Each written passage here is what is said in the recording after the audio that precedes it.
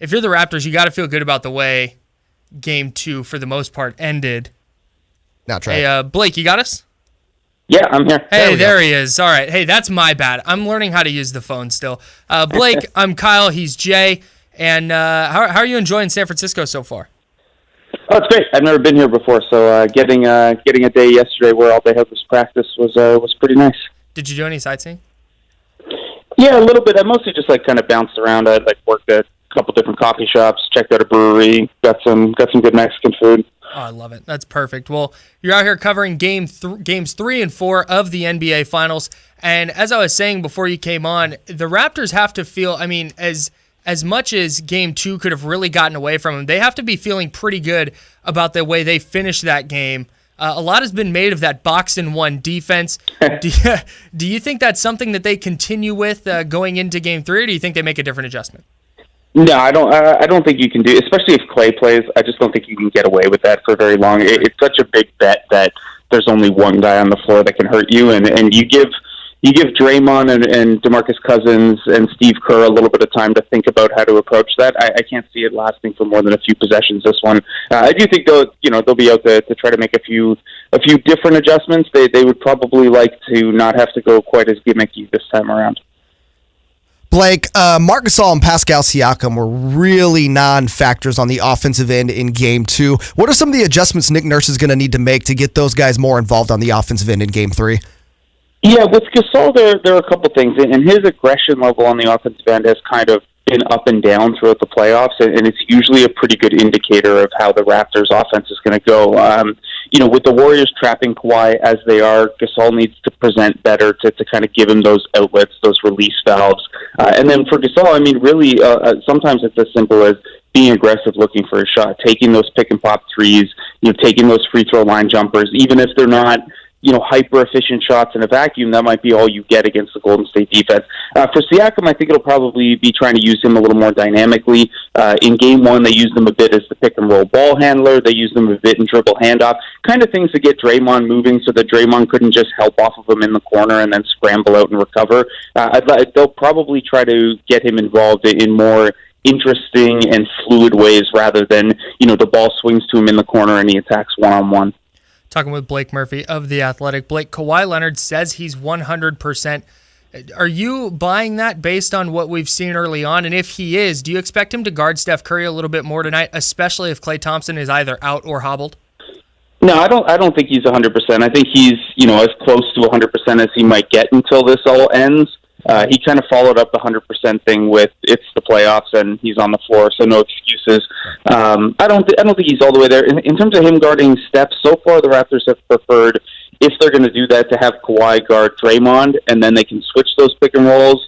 I think that's probably more likely than him just guarding Steph one-on-one, just because they like the job that Van Vliet has done on Curry. They trust Lowry and Danny Green in small stretches on Curry, and really they don't have many guys they could throw at Draymond. So I think that's probably where Kawhi would be more involved in the meat of the Warriors' offense if they're going to give him a bigger defensive load and put him on Iguodala less. I want to jump over to the other end of the floor now with Klay Thompson. Let's say he does play. He sounds pretty optimistic that he's going to. He's a good defender, but do you see the Raptors maybe trying to go at him and test that hamstring?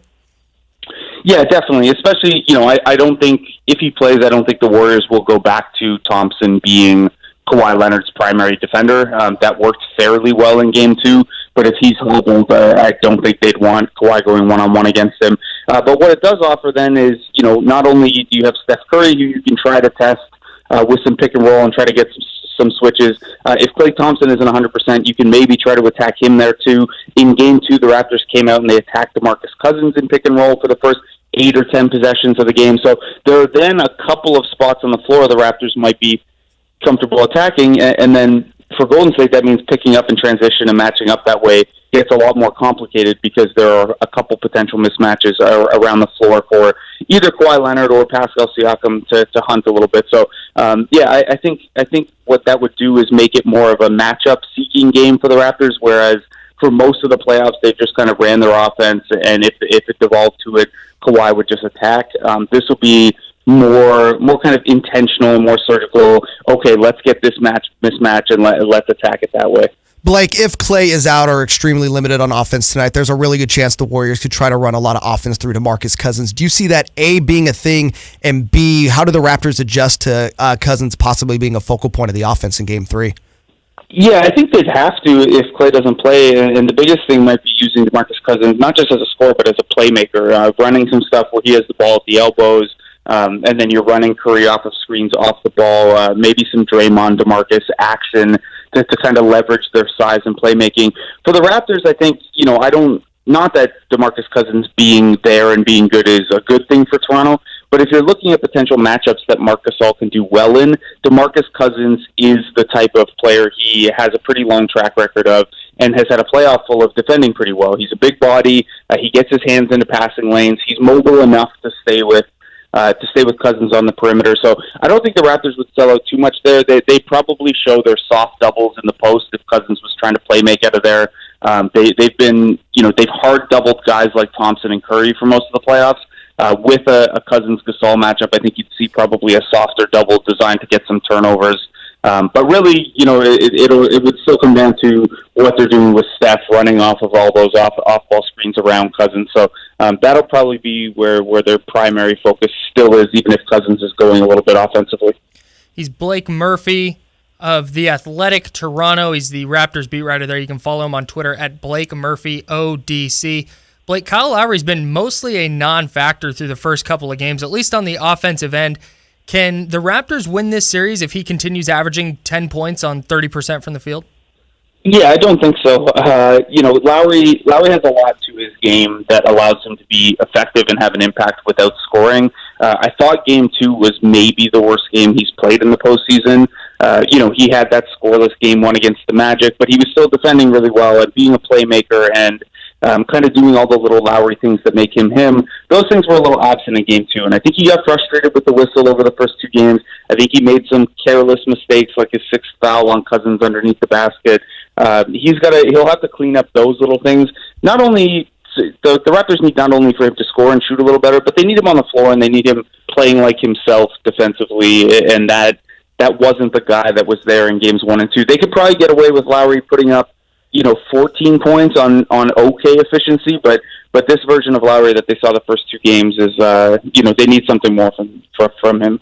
I said before the series that this was the best team the Warriors had faced in the finals, and if they weren't the best, they were certainly the deepest. It looked like the Warriors made an adjustment in Game 2 to maybe try and limit some of the Raptors' peripheral players. They let Kawhi Leonard, Kawhi Leonard scored a bit more in Game 2 than he did in Game 1, but it looked like the Warriors really made a concerted effort to limit the role guys. Is that really the best way to go about beating this Raptors team, is maybe letting Kawhi Leonard get his and trying to shut down your guys like Danny Green and Fred VanVleet? Yeah, it's been, the Raptors have kind of seen both approaches over the course of the playoffs so far. And against Philadelphia, it looked like getting the ball out of Kawhi's hands at all costs was the way to go because those shooters weren't knocking down shots. And like we talked about with Gasol and Siakam, there was some passiveness there. Against Milwaukee, that kind of turned on its head. And you start to see, I'm sure you guys are familiar with this from watching Golden State so long, as especially against LeBron James in the finals 4 years in a row, is that basically it has to shift around a little bit, right? Like if you are doubling Kawhi Leonard to get the ball out of his hands and make guys beat you, eventually the Raptors might figure that out. And Kawhi Leonard isn't quite the playmaker that some other superstars are, so maybe it takes them a little longer to figure it out. But he'll figure out the one-on-one approach a little more quickly, I think. So I would expect that at a certain point, Golden State shifts back to trying to get the ball out of Leonard's hands. It's just when you're looking at all the things he does well, playmaking is probably lowest on the list. So if you can turn him into more of a playmaker, and I think in Game 1, the Raptors were averaging something like 19 seconds per half-court possession. So it really gummed them up and slowed them down when Golden State was doing that. So I think that's probably where they'll end up more often than not, trying to get the ball away from Leonard. Blake, obviously Kevin Durant's not playing in Game 3, but his status for the rest of the series is obviously still up in the air.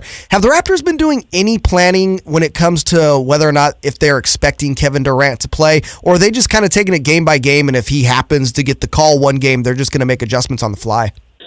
No, I think they probably have it in the back of their minds. I would think from a like how they're preparing perspective, the coaching staff has prepared a lot for the idea of Durant coming back. but game to game they have to prepare, one game at a time. I think the one nice thing is that because they have Kawhi Leonard, when Kevin Durant comes back, it obviously makes things much more difficult, but it simplifies things from a thinking and a mental perspective where the Raptors are just going to throw Kawhi Leonard on Kevin Durant, and that's obviously a very tough matchup. We saw earlier in the year what Kevin Durant could do against even one of the best defensive players in the league. But in terms of preparation, I think the Raptors know that they're going to turn to that for 45 or 50 of those possessions. So the shift from how they're guarding now to how they're guarding when Durant is back, if Durant is back, it's probably not a huge win. And because they're 2 days off between every game, except for games 3 and 4, I think they're confident that they can, kind of pivot on the fly like that. We talked a lot on this show as we talked with Blake Murphy of The Athletic. He covers the Raptors for The Athletic. If you don't subscribe, please do so. We always talk about how it's less per month than a drink at your local watering hole, so go ahead and do that. A lot of good stuff going on over there. But Blake, we talked a lot on this show about the Raptors holding the Warriors scoreless for 5.5 minutes, and Klay Thompson was obviously out, and the Raptors were running that defense, but they had to feel pretty good about how they finished that game despite that big third quarter run. Outside of that 18-0 run, it felt like they played the Warriors really well in that second half. Is that something where they looked at that 18-0 run as some kind of aberration, or are they looking at this and going like, oh shoot, the Warriors figured it out? No, I think it's probably closer to the first thing you said there, where the Raptors look at this. You can't break a game down this way, really, but they've won 6 out of 8 quarters.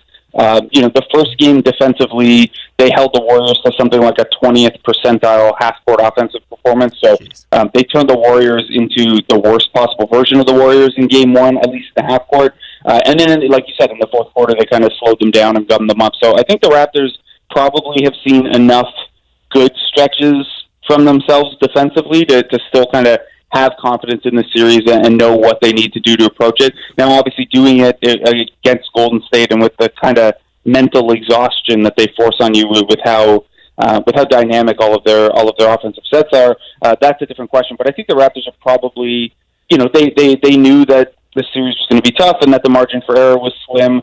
Maybe a little more pressure now that they've lost one in Toronto to get one here, especially with Kevin Durant's return potentially looming, but I think they've probably seen enough good from themselves that their confidence level is still fairly high. Blake, how important is it for tonight for the Raptors in order to win the series to get this game tonight versus, possibly letting the Warriors win and then maybe getting a game 4? Is this the most important game of the series so far for them? Yeah, I think so. I thought game 1 was big, and I thought game 1 was probably their best chance to win a game, just with the 9 days off and with no Kevin Durant and everything. But having lost game 2 and lost it in such close fashion, this is a huge one now. You can talk yourself into whatever Durant's first game back is being maybe an awkward feel-out game for Golden State and that being an opportunity for Toronto. But if they come in here with no Durant, with Klay Thompson hobbled, with DeMarcus Cousins still only in his 3rd game back from injury, this is something close to a must-have, and it's probably their best chance to get one at Oracle. Who's the most important player for the Raptors the rest of this series, aside from Kawhi Leonard? Who really needs to get going for them? Yeah, I think it's probably Kyle Lowry. I think Siakam scoring would be nice, but I think with the rate at which Golden State can knock down threes and the rate at which Kyle Lowry kind of is the head of the snake for this team emotionally, if Lowry can find his footing and if Lowry can start knocking down some threes, that he tends to kind of lead which direction the Raptors are going emotionally. They have this interesting dynamic where Kawhi Leonard is even-keeled at all times, and then Lowry provides the kind of ups and downs for them. So I think him going is probably the biggest thing. And like we talked about, even if it's not 25 points a game, if he can knock down some threes and then get back to being himself from a defensive and from a decision-making standpoint, he's always been very important to this team, more so than his numbers suggest. They need him to get back to that a little bit. You mentioned in there, as we talked with Blake Murphy of the Athletic in Toronto, he covers the Raptors. You said something about Kawhi's even-keeled demeanor there, and I've never talked to somebody who covers the Raptors, and I wanted to get your take on this. Is Kawhi Leonard the same guy off the record as he is kind of on the record and in press conferences? I'm not. Or is it I'm not really sure, just because it's not. He's not really shoot the breeze after a scrum kind of guy. That's From surprising. hearing his teammates tell it and people around the team, he's much more engaging and a lot funnier when the cameras aren't around and when the media isn't around. But yeah, I have not had the pleasure myself of a very long off-record chat, but the people around the team say he is a little different than you'd think from when the cameras are on.